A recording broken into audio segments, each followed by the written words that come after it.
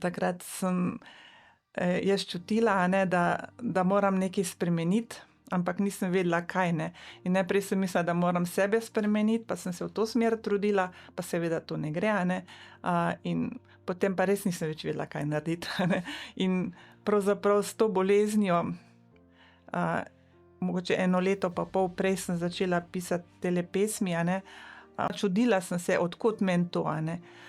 in take pesmi pisati, In potem, ko sem pa zbolela, sem pa nekako čutila, da je bila to v bistvu priprava na bolezen, da sem jo lažje prenesla vse skupaj, ker v času bolezni pravzaprav mislim, da nisem niti en dan obupovala, tako da bi recimo obupala ali kakorkoli, ampak sem nekje čutila tisto res božjo milost, in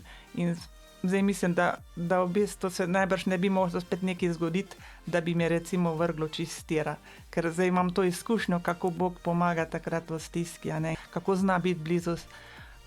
verjetno, da se mu izročiš, in da imaš nekako stvari urejene, sam pri sebi, pa tudi v odnosu do drugih, To se mi zdi nekako bistveno.